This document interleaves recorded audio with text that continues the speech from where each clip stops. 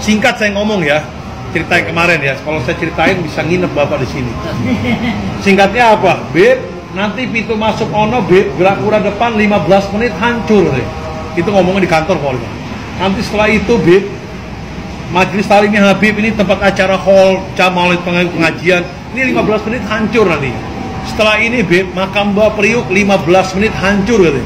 Saya depan orang tua, saya bilang, Pak Wali Kota sampai ngomong jangan sembarangan. Insya Allah yang hancur bukan ini tapi Bapak nantinya. Nah saya ini nggak tahu Bapak Ibu. Saya pikir kan bohongan ngegertakin saya. Saya ngajarin ngaji di sini sama anak kecil. Santri saya 60 orang ngajarin ngaji. Nah tiba-tiba ada laporan, Beb, makam Mbak Priuk mau digusur. Kapan?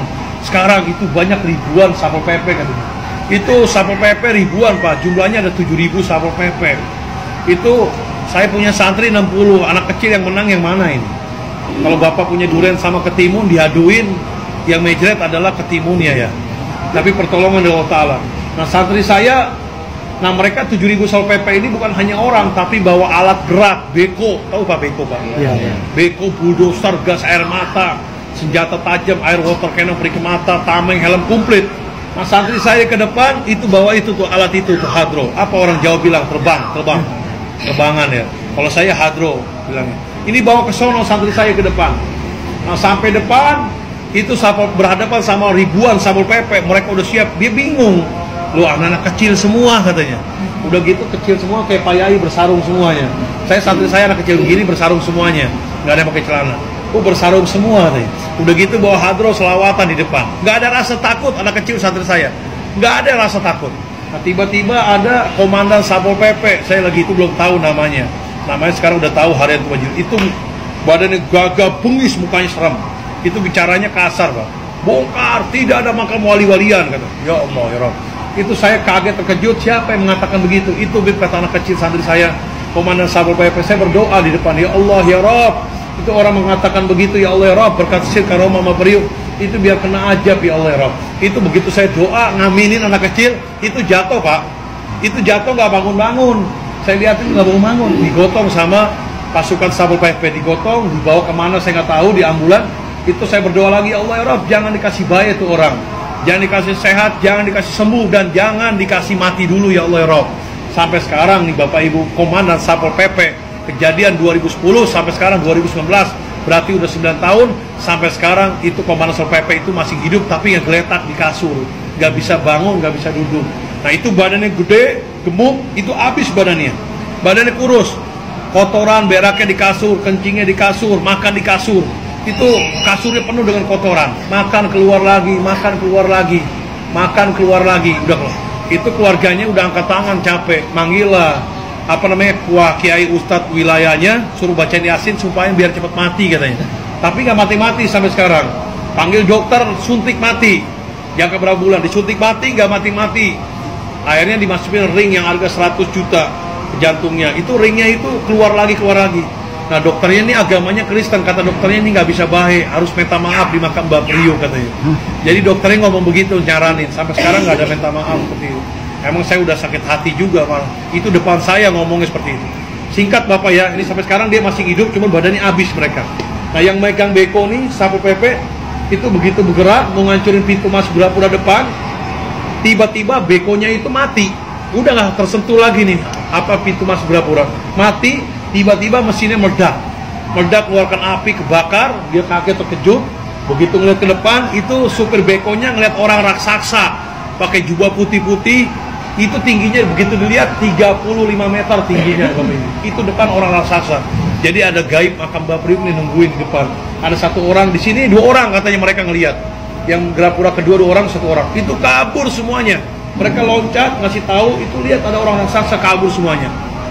Nah mereka di sono di depan Grapura itu ngelemparin batu, mengeluarkan tembakan gas air mata. Nah gas air mata ini di alam kembang Priuk ini hampir 30 butir gas air mata, itu tidak ada yang meledak satupun juga. Diambillah santri saya anak kecil, diambil, dipegang, dilemparin ke Satpol PP, jatuh di Satpol PP, itu tiba-tiba meledak, mengeluarkan asap, perih semua matanya Satpol PP. Banyak keajaiban itu luar biasa. Mereka heran, perih, bubar semuanya. Mereka mundur, maju lagi, bawa air water cannon yang perih ke mata, itu airnya disemprotin ke anak kecil. Itu air itu kalau kena mukanya, matanya itu bisa perih, kalau nggak diobatin bisa buta, mengakibatkan buta. Itu air itu begitu masuk di halaman itu nggak kena anak kecil, itu kayak ada yang jagain. Di halaman pun air pun nggak jatuh sampai ke bumi, jangan mau. Itu nggak jatuh, kayak dijagain. Tiba-tiba dari halaman keluar angin besar, itu air didorong sama angin berbalik lagi, yang kesemprot adalah Satpol PP. Perih semua matanya. Jadi banyak gaib Pak yang jagain di sini Pak, tolongin. Mereka mundur lagi, maju lagi, itu santri saya anak kecil ditembakin peluru tajam. Ditembakin peluru tajam, itu emang mau dimatiin saya sama santri saya hari itu juga. Peluru tajam yang mematikan, ibu sumpah saya demi Allah, demi Rasulullah, demi Quran. Mereka udah sediain ratusan truk berisi tanah merah. Itu kalau Habib mati di tempat, santri saya mati di tempat, itu hari itu langsung diuruk sama tanah merah, tanpa disolatkan lagi, tanpa dimandiin lagi, tanpa dibungkuskan kafan. Tapi Allah punya perlindungan atas perlindungan. Itu begitu ditembak, anak kecil santri saya kena badannya tapi nggak tembus, bajunya pun nggak bolong. Bajunya nggak bolong, nempel di baju jatuh, nempel di baju jatuh. Itu yang ditemukan peluru tajam ada 12 butiran peluru tajam kemarin kejadian. Itu alhamdulillah.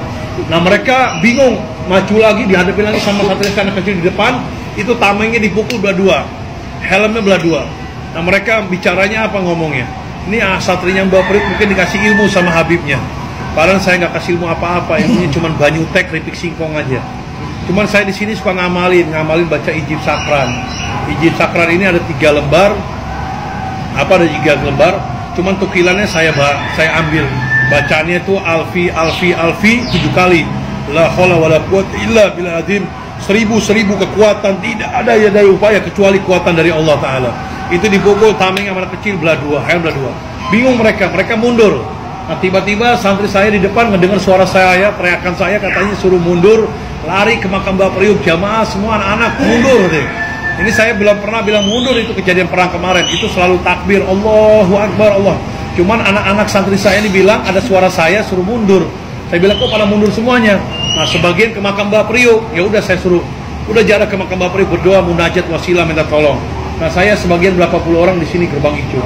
Saya itu udah ketakutan Bapak Ibu, udah serahkan kepada Allah Ta'ala, udah siap mati di sini tempatnya. Itu berdoa terus, saya jalan terus, ya Allah ya Rabb, berkat sir karomah Mbak Priuk, mudah-mudahan nih makam dijaga, jamaah dijaga. Nah rupanya mereka ribuan masuk Bapak, tapi nggak masuk kemari Pak, nggak masuk kemari. Ini dari Gerapura kedua ini 30 meter ke depan, itu begitu masuk stop, dia lari lagi sekecil-kecilnya keluar. Dia ngelihat katanya ada pasukan berkuda pakai jubah putih yang keluar dari makam Mbak Priuk, pintu yang kecil. Itu ada pasukan berkuda, mereka lihat. Itu kabur keluar, saya lihat kok kabur semuanya. Jadi gaib ini yang lawan yang gaib. Itu mereka keluar semuanya. Nah begitu saya lihat ke anak kecil yang santri saya ke makam, itu di teras nggak ada yang berdoa. Itu pada geletak semua di kasur, katanya kayak dihipnotis. Saya giniin tangannya jatuh lagi, kok begini semuanya. Pada lemas katanya anak kecil, lemesnya katanya kayak dihipnotis. Matanya dilihat sama anak kecil, pada ngomong semua, Bib, saya ngelihat kok banyak orang ribuan pakai jubah putih di makam ini, penuh katanya. Jadi mungkin suruh istirahat dulu, biar gaibnya keluar semuanya. Nah mereka lihat gaib tuh Pak, ngeliat pasukan berkuda ke jubah putih keluar. Begitu lari keluar, mereka ngeliatin ke atas, tiba-tiba makam Mbak Priuk ini mengeluarkan sinar berwarna emas membara. Itu sinarnya kejadian kemarin 2010 kemarin. Nah ini sinar gaib kelihatan dengan mata. Ribuan ribuan Satpol PP, Polres yang agama Kristen pun ngelihat di depan sini. Saya pun ngelihat, jamaah semua ngelihat. Ini dipoto sama santri saya anak kecil. Itu sampai ke langit sinarnya berwarna emas. Sampai ke langit muncul ribuan burung di sinar itu.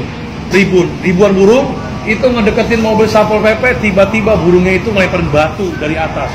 Mereka ngelihat kok ada burung ngelemparin batu aneh seperti burung ababil. Nah, burungnya itu udah ngelemparin batu, itu turun ke bawah, plus hilang semuanya.